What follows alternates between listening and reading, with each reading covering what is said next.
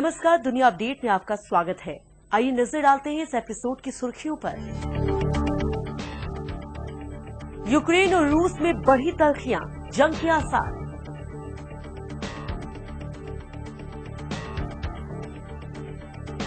पाकिस्तान की आर्थिक राजधानी कराची आतंकवाद और टारगेट किलिंग के चलते हुई बदहाल।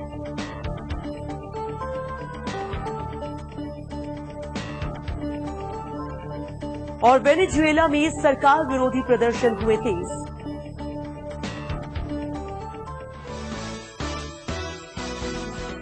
यूक्रेन और रूस का आपसी टकराव कभी न खत्म होने वाले मसले में तब्दील होता जा रहा है।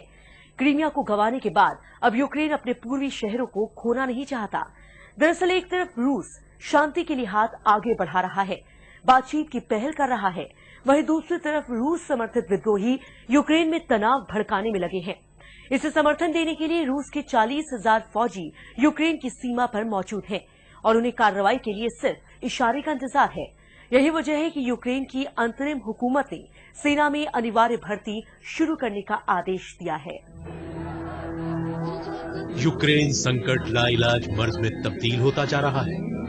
दुनिया भर की महाशक्तियां इस संकट का हल तलाशने में लगी हैं, लेकिन अभी तक कामयाबी मिलती दिखाई नहीं दे रही है। रूस और यूक्रेन के दरमियान तनातनी से पैदा हुआ ये संकट दुनिया के एक बड़े हिस्से को अपनी लपेट में ले चुका है।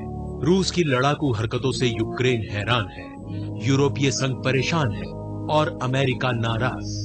लेकिन रूस इन सबसे बेपरवाह है। यूक्रेन के तमाम शहरों में मौजूद रूसी भाषा बोलने वालों के बीच रूस अपने खास लोगों को भेज रहा है, जो न सिर्फ लोगों को भड़का रहे हैं बल्कि उन्हें बगावत के लिए लड़ाकू हथियार भी मुहैया करा रहे हैं।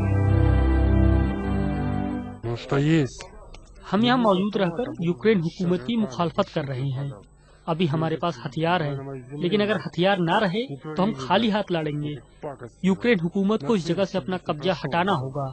वे हमारे साथ भेदभाव करते आए हैं। यूक्रेन के शहरों पर कब्जा करके रूस इस पूरे क्षेत्र में अपनी दबंगई और दादागिरी दिखाना चाहता है। ऐसा लगता है कि रूसी राष्ट्रपति व्लादिमीर पुतिन का मकसद ये साबित करना है कि रूस अभी पूरी तरह चुका नहीं है, बल्कि उसमें दमखम बाकी है।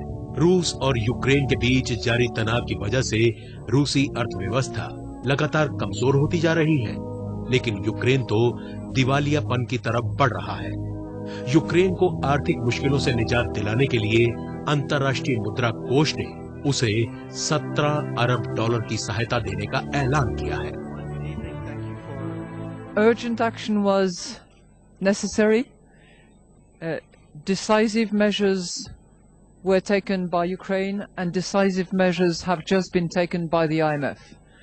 So there has been a very strong endorsement for the program, which will release over the course of the next 2 years $17.1 billion in different installments over the course of those 2 years. रूस और Ukraine में अभी आमने सामने की जंग तो नहीं छिड़ी, लेकिन दोनों ही तरफ के समर्थक तो शायद यही मानकर चल रहे हैं कि लड़ाई आज नहीं तो कल छिड़नी ही है। यही वजह है कि हथियार और गोला बारूद जमा किए जा रहे हैं। यूक्रेन के शहर लुहांस्क में आतंकवाद विरोधी दस्ते के अधिकारियों को रूस समर्थकों द्वारा बुरी तरह मारा पीटा गया है। इसके अलावा इस इलाके में शांति बहाली के लिए गए अंतर्राष्ट्रीय प्रतिनिधि भी कई दिन से बंधक हैं। इनमें से एक नागरिक को तो बीमारी के बाद छोड़ दिया गया, लेकिन बाकी लोग अभी भी विद्रोहियों की हिरासत में हैं।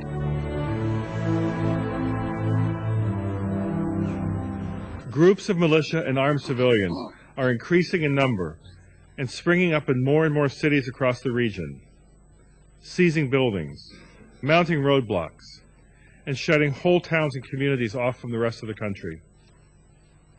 There are increasing reports of torture, kidnappings, and violent clashes. Ukraine हुकूमत ने अपने खोए शहरों पर कब्जा दोबारा हासिल करने के लिए विरोधियों पर हमले तेज कर दिए हैं। इस कार्रवाई की रूस ने आलोचना की है। उसका कहना है कि यूक्रेन की सेना आम लोगों को निशाना बना रही है। इस बीच यूक्रेन को लगने लगा है कि अगर उसने अब विद्रोहियों की ताकत को नहीं कुचला तो बचे कुचे इलाके भी उसके हाथ से निकल जाएंगे। यूक्रेन की कार्रवाई से नाराज रूस ने भी जंग में कूदने की बात कही है। दोनों पक्षों द्वारा अड़ियल रवैया दिखाने के चलते यहां हालात बेकाबू होते जा रहे हैं।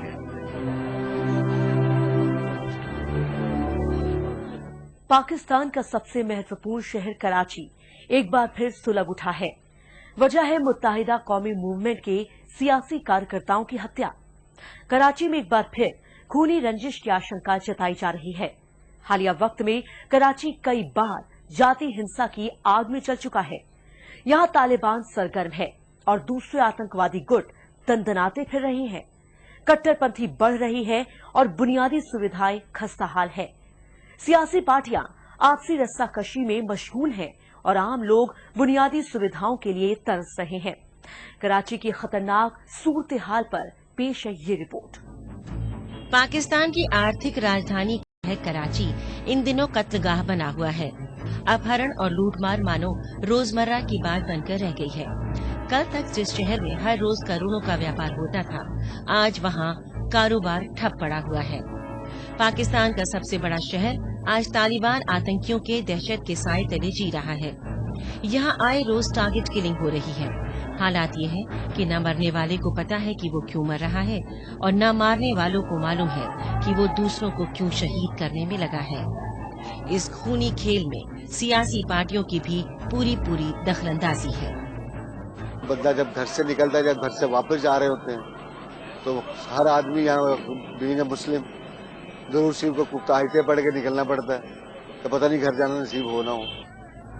पाकिस्तान के सबसे बड़े शहर कराची में न तो बिजली है न पानी है तो सिर्फ और सिर्फ कत्ल गारत। यूं तो ये शहर पाकिस्तान की बड़ी सियासी जमात पाकिस्तान पीपल्स पार्टी का गढ़ है, लेकिन यहाँ MQM यानी मुत्ताहिदा कौमी मूवमेंट भी एक बड़ी ताकत है। इसके अलावा अवामी नेशनल पार्टी भी एक बड़ी राजनीतिक शक्ति है। कराची के छोटे बड़े तमाम माफियाओं को ये पार्टियां राजनीतिक संरक्षण देती आई हैं। इन पार्टियों में ऊपरी तौर पर तो भाईचारा दिखता है, लेकिन अंदर ही अंदर काफी दुश्मनी है।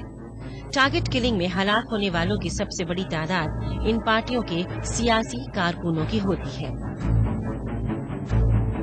इस चीज की तमाम तर जिम्मेदारी तमाम पॉलिटिकल पार्टीज के ऊपर आयद होती है।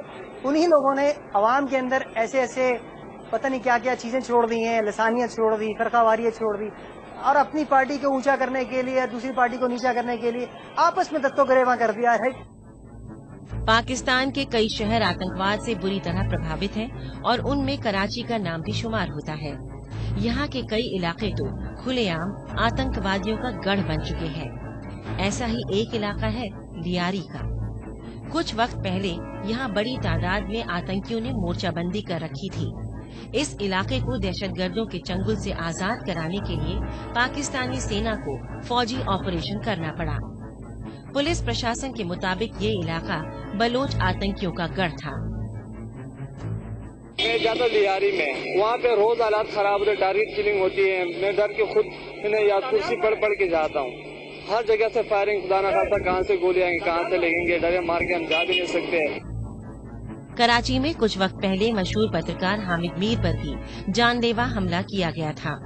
यहाँ पाक फौज के दफ्तरों पर भी कई हमले हो चुके हैं। इस शहर में फिरकावारियत भी काफी ज्यादा है, जिसका नुकसान इस शहर को उठाना पड़ रहा है।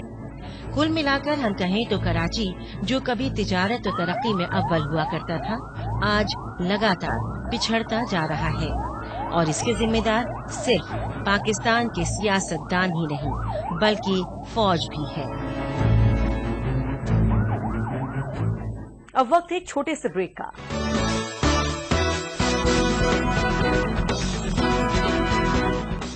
वेनेजुएला में एक साल पहले जब राष्ट्रपति निकोलस माडुरो ने सत्ता संभाली थी तो लोगों को उन पर काफी यकीन था। ऐसा माना जा रहा था कि वो ह्यूगो चावेज की विरासत को आगे बढ़ाएंगे, तेल से मालामाल इस मुल्क को तरक्की की नई बुलंदियों पर ले जाएंगे, अवाम को बदहाली से निजात दिलाएंगे। लेकिन अफसोस, ऐसा कुछ भी नहीं हुआ। निकोलस के नेतृत्व में वेनेजुएला पिछड़ता गया। गरीबी, अपराध और बेरोजगारी लगातार बढ़ती गई और नतीजतन सरकार विरोधी प्रदर्शन शुरू हो गए। सरकार के खिलाफ शांतिपूर्ण ढंग से शुरू हुआ आंदोलन अब हिंसक हो चुका है और इसकी वजह से सभी लैटिन अमेरिकी देशों में चिंता है। वेनेजुएला की राजधानी काराकास में राष्ट्रपति निकोलस माडुरो के विरोध में एक बार फिर हिंसा भड़क उठी है। विरोध की चिंगारी फरवरी से शुरू हुई, जो अब तक जारी है। इन हिंसक वारदातों में 40 से ज्यादा लोग मारे जा चुके हैं, जबकि 650 लोग घायल हैं। सत्ता विरोधी प्रदर्शन में 2000 लोगों को गिरफ्तार किया गया है। इनमें से 150 लोग अभी भी हिरासत में हैं। प्रदर्शनकारियों ने इस विरोध प्रदर्शन को लोकतंत्र के पुनरुत्थान का नाम दिया है। हमें राष्ट्रपति से सख्त नाराजगी है। उन्होंने अपने वायदे पूरे नहीं किए। उन्होंने हमें मुसीबत में ढकेल दिया है। हम सभी एक अच्छी जिंदगी चाहते हैं और इसके लिए तानाशाही हुकूमत से निजात हासिल करनी होगी। वेनेजुएला में विरोध प्रदर्शन की शुरुआत बढ़ते अपराध, कमजोर कानून व्यवस्था और खाने पीने की चीजों की कमी के चलते हुई। प्रदर्शनकारी राष्ट्रपति निकोलस माडुरो के इस्तीफे की मांग कर रहे हैं। खास बात तो ये है कि चंद रोज पहले ही राष्ट्रपति निकोलस माडुरो को सत्ता संभाले 1 साल हुआ है। 1 साल के दौरान ही जनता उनसे ऊब गई है। एक दौर था जब ह्यूगो चावेज की मौत के बाद माडुरो ने देश की बागडोर संभाली थी, तो लोगों को उनसे काफी उम्मीदें थी, लेकिन आज वो सब चकनाचूर हो गई हैं। हम सभी सरकार के खिलाफ प्रदर्शन के लिए एकत्रित हुए हैं। पिछले 15 सालों में हमने देखा कि सरकार का समाजवादी मॉडल पूरी तरह फ्लॉप रहा है। ऐसे कयास लगाए जा रहे हैं कि जैस्मिन रिवॉल्यूशन की तर्ज पर वेनेजुएला में भी क्रांति आएगी और सत्ता विरोधी लहर के चलते निकोलस माडुरो को पद से इस्तीफा देना पड़ेगा। लेकिन फिलहाल तो विरोध के ये स्वर उतने तीखे नहीं सुनाई पड़ रहे। वेनेजुएला के विरोध प्रदर्शनों पर सभी लैटिन अमेरिकी देशों की नजरें टिकी हैं, क्योंकि अगर वेनेजुएला हुकूमत का पतन होता है तो इस आंधी की चपेट में दक्षिण अमेरिका के बाकी देश भी आ सकते हैं। अब वक्त है एक और छोटे से ब्रेक का।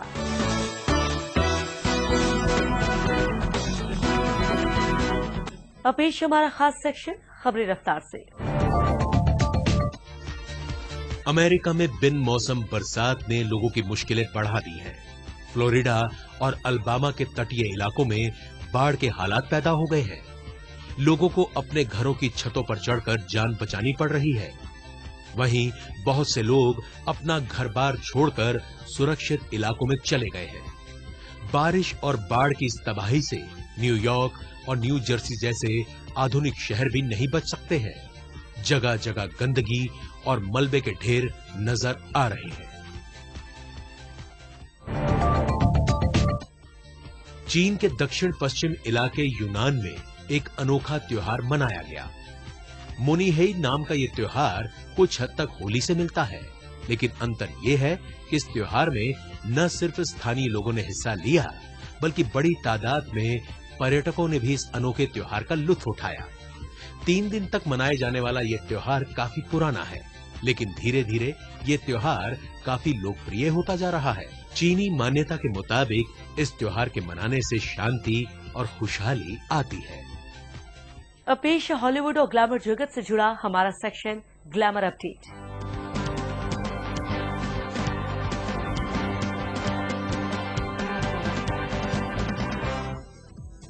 हॉलीवुड अभिनेत्री डेमी मूर अपने पूर्व पति एश्टन कटर की शादी में शामिल नहीं होंगी। इस शादी से बचने के लिए वो भारत आने वाली हैं। दरअसल 6 साल साथ रहने के बाद साल 2011 में ये जोड़ा अलग हुआ था। डेमी का कहना है कि वो एश्टन और मीला की शादी के दौरान शहर में रहना ही नहीं चाहती, क्योंकि उनके तलाक के घाव अभी तक हरे हैं। मानसिक शांति हासिल करने के लिए वो इस दौरान भारत में हरिद्वार आएंगी और साथ ही योग साधना भी करेंगी।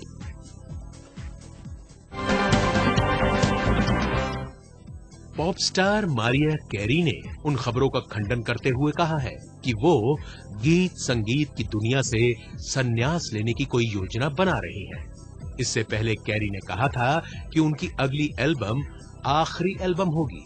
इसके बाद ये कयास लगाए गए थे कि वो संगीत की दुनिया को अलविदा कहने वाली है।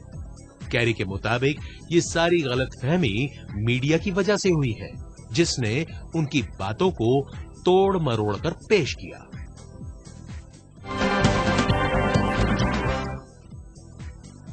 अपने फैंस के साथ सोशल नेटवर्किंग साइट्स पर जुड़े रहने वाली रिहाना आजकल खूब चर्चा में है। अपने हुस्न को कई बार बेपर्दा करती आई रिहाना एक से बढ़कर एक फोटोशूट देकर अपने फैंस को खुश करती आई है। इस बार भी रिहाना ने एक बिंदास न्यूड फोटोशूट करा के अपने फैंस को हैरान कर दिया। इस फोटोशूट के लिए उन्होंने खास तौर पर कई टैटूज भी बनवाए हैं। दरअसल रिहाना का ये न्यूड फोटोशूट वोग मैगजीन के लिए है, जिसमें उन्होंने खुद को काफी बिंदास अंदाज में एक्सपोज किया हुआ है।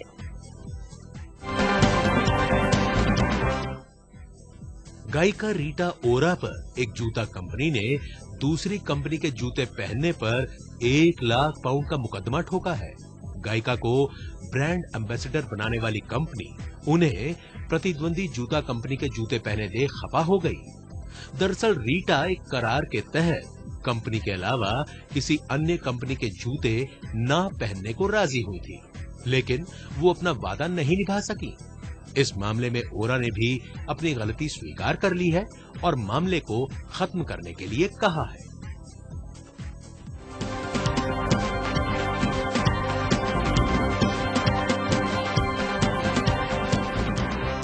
तो ये था दुनिया अपडेट। अगले हफ्ते फिर हाजिर होंगे और खबरों के साथ। तब तक के लिए दीजिए इजाजत। नमस्कार, खुदा हाफिज।